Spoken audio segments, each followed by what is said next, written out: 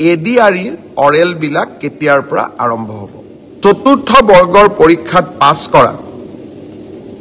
প্ৰাৰ্থীসকলৰো oral আমি 15 জুনৰ পৰা আৰম্ভ কৰিম পৰহি ৰাজ্য চৰকাৰে আপোনালোকক আনুষ্ঠানিকভাৱে দিন আৰু বাৰ আপোনালোকক জনাব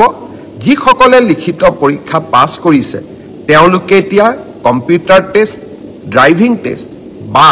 স্কিল টেষ্ট বা মৌখিক পৰীক্ষাৰ কাৰণে তেওঁলোকে যেন হাজু হয় 15 জুনৰ পৰা এই প্ৰক্ৰিয়া আমি আৰম্ভ কৰিম কেইটামান পৰীক্ষা অনুষ্ঠিত হৈছিল প্ৰথম আছিল গ্ৰেড 3 ড্ৰাইভাৰ ষ্টেনো আৰু ইলেক্ট্ৰিচিয়ান অৰ্থাৎ এপিডিসিএল ৰ কাৰণে আজি আমি সিদ্ধান্ত লৈছো যে গ্ৰেড 3 ৰ কাৰণে কম্পিউটাৰ টেষ্ট ড্ৰাইভাৰৰ কাৰণে ড্ৰাইভিং টেষ্ট ষ্টেনোৰ কাৰণে ষ্টেনোৰ ব্যৱহাৰিক টেষ্ট আৰু ইলেক্ট্ৰিচিয়ানৰ কাৰণে ইলেক্ট্ৰিচিয়ানৰ স্কিল পৰীক্ষা কৰাৰ যেটো পৰ্যায় তাক আমি 15 জুনৰ পৰা আৰম্ভ কৰিম আৰু এই সমগ্ৰ ব্যৱস্থা আমি এটা মাহৰ ভিতৰতে সম্পূৰ্ণ কৰিম ঠিক তেনেকৈ চতুৰ্থ বৰ্গৰ পৰীক্ষাত পাছ কৰা প্ৰাৰ্থীসকলৰো অৰেল আমি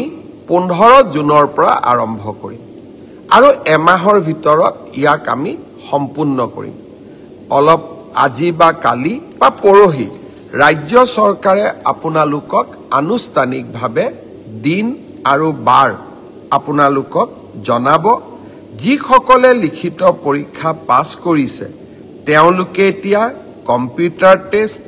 ড্ৰাইভিং টেষ্ট বা স্কিল টেষ্ট বা মৌখিক পৰীক্ষাৰ কাৰণে তেওঁলোকে যেন হাজু হয় 15 জুনৰ পৰা এই প্ৰক্ৰিয়া আমি আৰম্ভ কৰিম মোক আৰু এটা প্ৰশ্ন বহুতে খুদি আছে যে পিজিটি আৰু গ্ৰেজুৱেট টিচাৰৰ পৰীক্ষাৰ ৰিজাল্ট কেতিয়া দিব আমি 5 জুন তাৰিখে provisional result announce কৰিম 5 জুনত provisional list announce কৰাৰ পিছত আপোনালোকৰ ডকুমেন্ট ভেৰিফিকেশন হ'ব আৰু যিসকলৰ ডকুমেন্টস জেনুইন হ'ব তেওঁলোককে আমি চূড়ান্তভাৱে পৰীক্ষাত উত্তীৰ্ণ হোৱা বুলি ঘোষণা কৰিম অৰ্থাৎ পৰীক্ষাৰ ৰিজাল্ট কেতিয়া দিব উত্তৰ 5 জুন তাৰিখে দিব ইয়াৰ পিছত আপোনালোকৰ মনত আছে এনে জৰিয়তে মিউচুৱেল ট্ৰান্সফাৰ কৰাৰ সুবিধা লাভ কৰিব প্ৰায় 18000 চৰকাৰী কৰ্মচাৰীয়ে আবেদন জনাইছিল আৰু ম্যাথছ অৰ্থাৎ কোনোবা আহিব লাগিব কোনোবা যাব লাগিব অৰ্থাৎ ম্যাথছ মেকিং হ'ব লাগিব আমি প্ৰায় 8000 প্ৰাৰ্থীক ম্যাথছ মেকিং কৰিব পাৰিলো অৰ্থাৎ অহা মানুহো আছে সেই স্থানলৈ যোৱা মানুহো আছে যোৱাকালি মই এই গোটেই বিষয়টো নিজে পৰীক্ষা কৰিছিলো মই আপোনালোকক জনাব খুজিছো যে জুন মাহৰ প্ৰথম সপ্তাহত আমি পোৰ্টেলৰ জৰিয়তে যিসকল যোগ্য হল তেওঁলোকৰ ট্ৰান্সফাৰ অৰ্ডাৰ সমূহ আমি মুকলি কৰি দিম অৰ্থাৎ আপোনালোকৰ অপেক্ষাৰ অন্ত পৰিব আৰু আগষ্ট বা সেপ্টেম্বৰ মাহত এনেকৈ আৰু এবাৰ ট্ৰান্সফাৰৰ সুবিধা দি আমি পোৰ্টেল মুকলি কৰিম অৰ্থাৎ চৰকাৰী কৰ্মচাৰীসকলৰ লগত আমি থিয় হৈ থাকিম শ্ৰদ্ধাৰ ৰাইজ পৰীক্ষাৰ ৰিজাল্ট দিলে মেট্ৰিকৰ ৰিজাল্ট দিলে হায়াৰ সেকেন্ডাৰী ৰিজাল্ট দিলে গ্ৰেজুৱেচনৰো ৰিজাল্ট দিব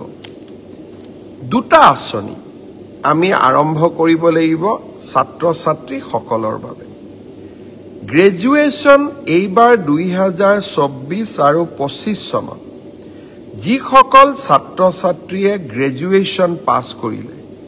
তেওঁলোকক এইবাৰ আমি জীৱন প্ৰেৰণা আঁচনি আগবঢ়াম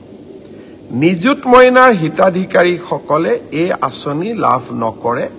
আন সকলো যুৱক যুৱতীক এই আঁচনি আমি আগবঢ়াম 1 জুনৰ পৰা এই জীৱন প্ৰেৰণা আঁচনিৰ আবেদনৰ পৰ্টেলটো আমি